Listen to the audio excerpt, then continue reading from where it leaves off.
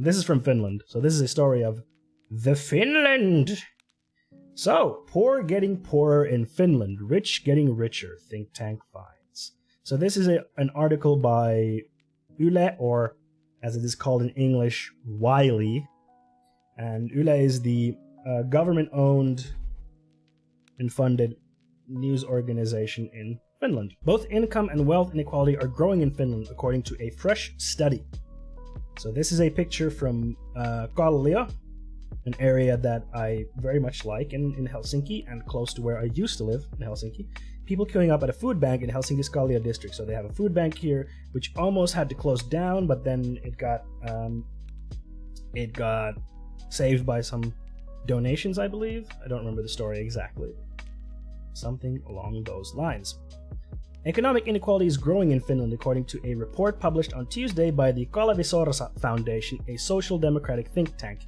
Social Democratic here being the Social Democratic Party in Finland, which is one of the biggest parties in Finland, slightly left-leaning. The foundation's project manager, Maija Mattila, said she hoped the findings would help raise societal awareness regarding growing inequality in Finland. The State of Inequality in Finland 2020 was authored by 20 researchers and the universities of Helsinki, Turku, Tampere, and Jyväskylä, as well as the VATT Institute for Economic Research and the Finnish Institute for Health and Welfare THL. So there's a lot of research behind this. The report argues that while Finland built up its welfare state in the 30-year time period spanning from the mid-60s to around 1990, wealth began trickling upwards in the mid-90s. This is when the income gap between low and high earners began growing, a trend that's gathering pace today as wealth is increasingly concentrated in the hands of a small group. A previous study showed that the richest 10% of Finnish households owned nearly half of all net wealth. We've seen this also happen around the globe in other countries. The researchers noted that the taxation policies had not helped change this trend.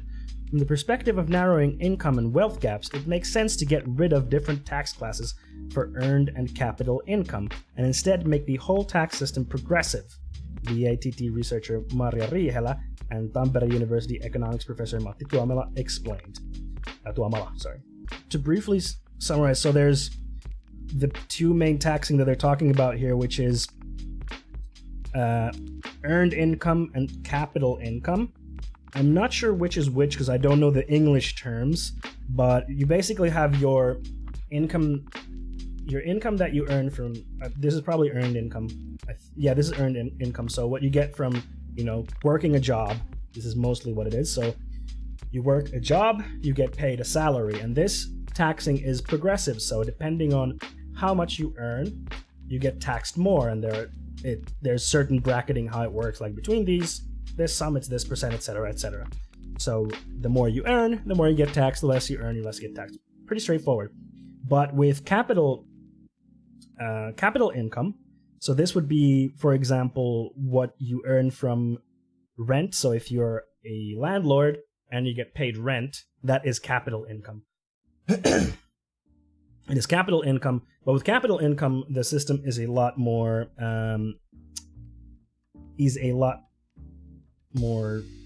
simple.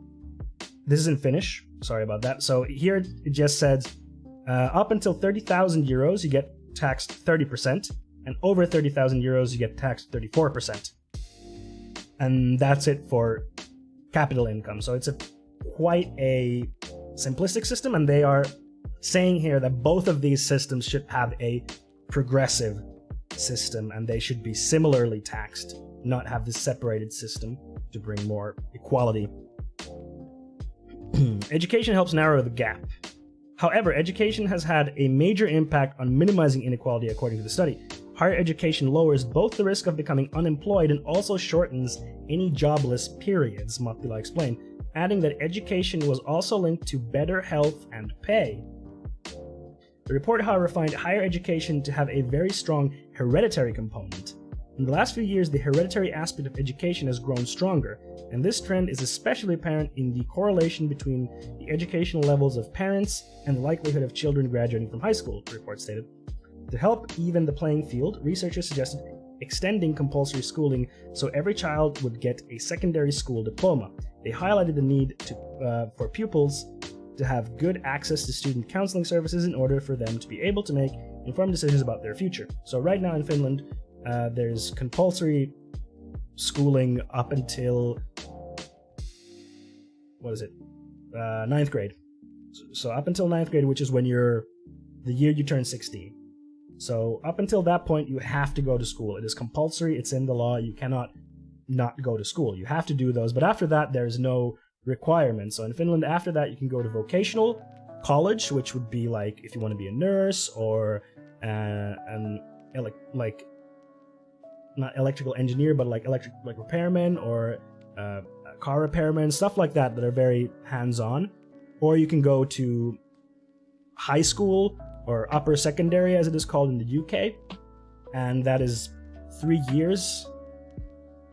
And then after those, of course, there is university and University of Applied Sciences that you can go to. And what they are suggesting here is that making either vocational college or high school or upper secondary mandatory as well, so that everyone is more educated, which I think is a good idea. So that's the end of the article, but I want to dive deeper into the actual report. So I'm not going to go through the whole report because the whole report is 303 pages long. It's really, really long. It's really in-depth. But I do want to kind of go through the Kalevi Sorsa Foundation's site and kind of go through a little bit more in-depth on what they're talking about on the specific points, because that only mentioned like a few of the points.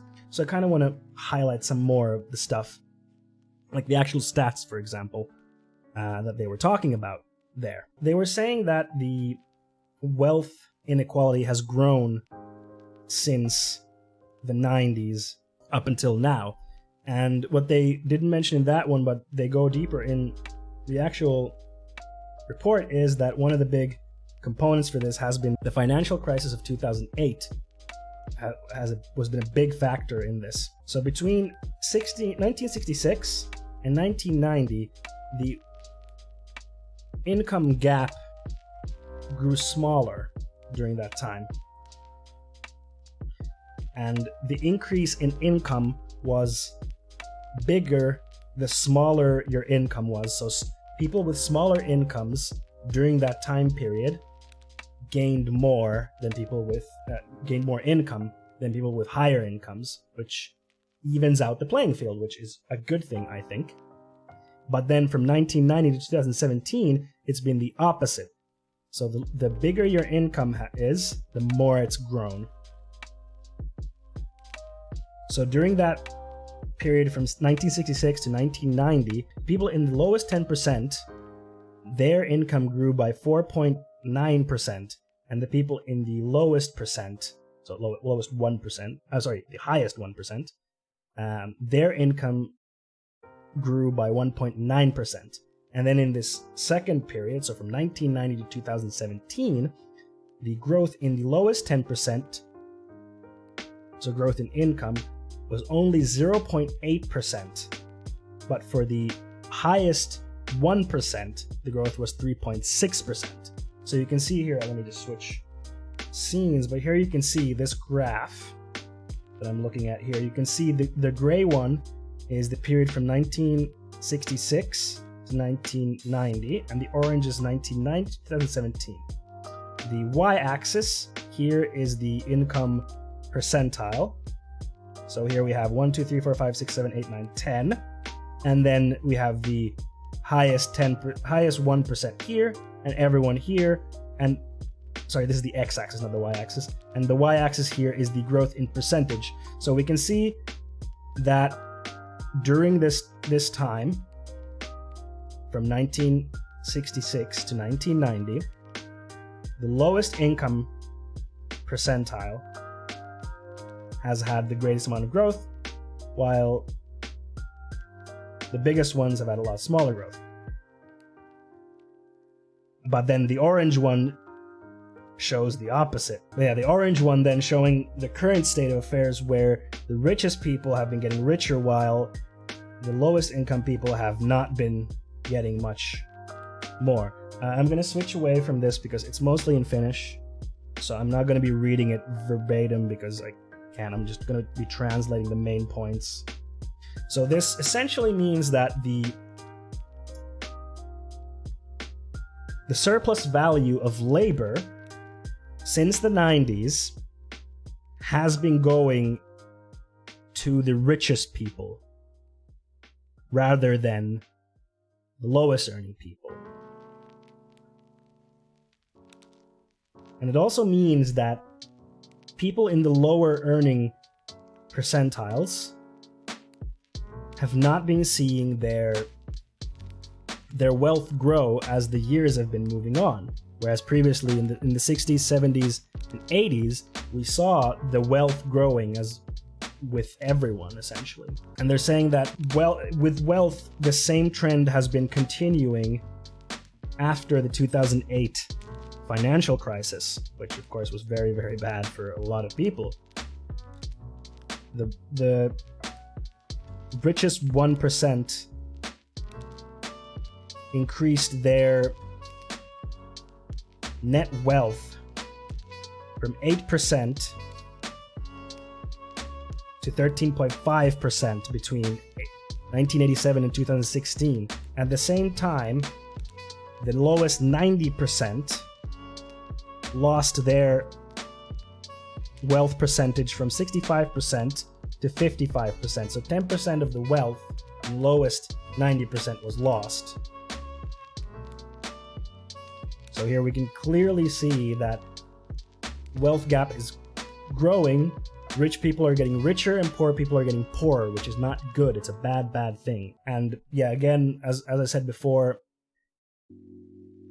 if we want to minimize this gap, they are suggesting that we shouldn't separate earned income and capital income. So yeah, we shouldn't separate earned income and capital income in taxing,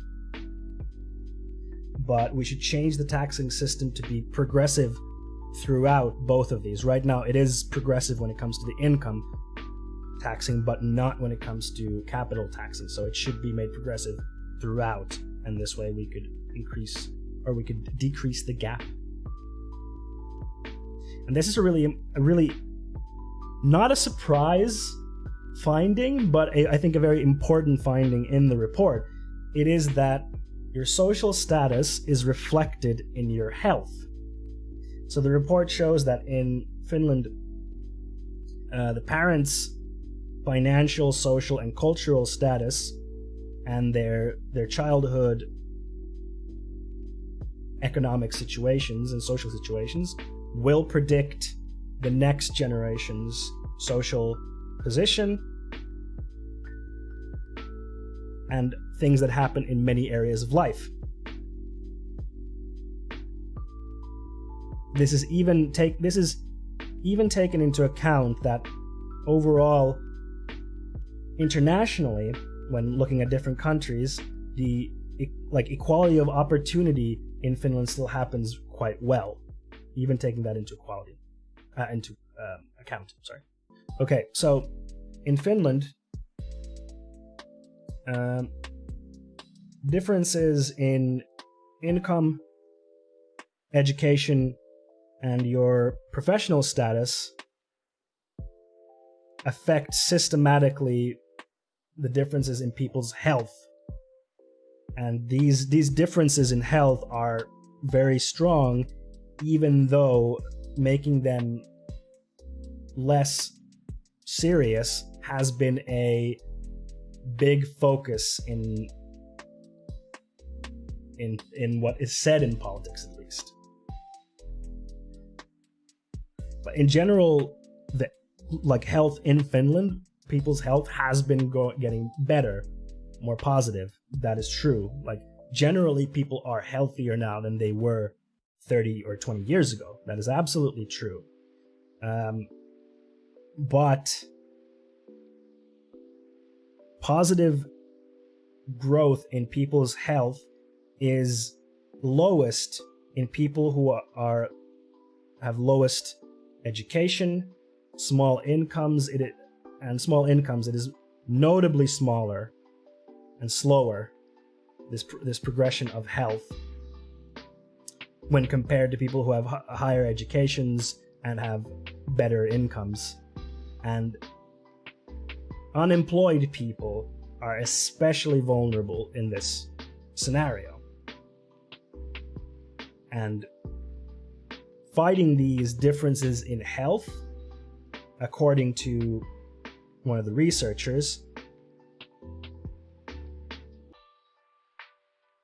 we need to combat the root cause or root causes of these issues. So systematic structures like unemployment and sorry, I'm doing translation in my head as I read this, so forgive me for being a little bit slow. Let's go poverty. Yes, so we have to attack the root causes of these issues, which is poverty and unemployment at a societal and systematic level. And of course, this is no surprise that people who have lower income or are unemployed are also less healthy. Like, to me, that's a no-brainer, because when you don't have a lot of money or not much money at all, and you're stressing about how you survive, how you are able to pay for things, that will have a severe impact on your health. And this has been researched in many, many countries, how being in poverty or unemployed, how it affects your mental health. It's not a surprise to me, but it is good that this research is bringing this fact up. It's good. And then, shocker, one thing that they find is that racism helps grow inequality. What? How could that be? That's impossible. But it's good that they bring this up. So they are saying that education is the key component in fighting this inequality. So very roughly speaking, children will seek education, the similar education that their parents had, and this helps to sustain inequality within Finland, because people don't go beyond their parents' education level. And within education, there is a clear separation between people who speak Finnish as their native language and people who speak another language as their native language. So children who are not speaking Finnish as their first language start a second degree or like higher education, so university or university applied sciences, even less than native speaking Finns. And in general, children of immigrants are lower educated than people who are, born to people who are from Finland. And note, it's very important to note this. So research shows that the fact that children of immigrants have a lower level of education is not due to a lack of ambition, according to the research. So racism, of course, plays a big part in this, especially for children who are noticeably different from the main populace, I guess would be the right term here. And they have experienced more racism and discrimination in their life. So we can see that racism has a clear impact in this inequality. So yeah, what they're basically saying with inequality, in regards to inequality in our education system, they are suggesting that to combat this, we should increase the mandatory study period to be up to vocational college and high school, and we should also specifically pay attention to industry-specific starting positions. I'm trying to translate this. Sorry, it doesn't make necessary sense. But starting places, like how many starting places or how many spots do you have in, let's say, a university for specific industries? And we should increase those so that more people have a chance to get into higher educations. And specifically, people with immigrant backgrounds or kids with immigrant backgrounds, we should secure their transfer within the education system so they can get into those higher education spots, and then also making the education system open to adults, because there are immigrants who are adults that come from outside of Finland and they might want to get education, so we have to keep that open to them as well.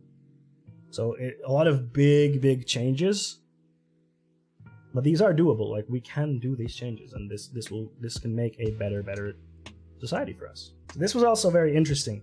So there's one chapter where they were looking at income levels and voting activity.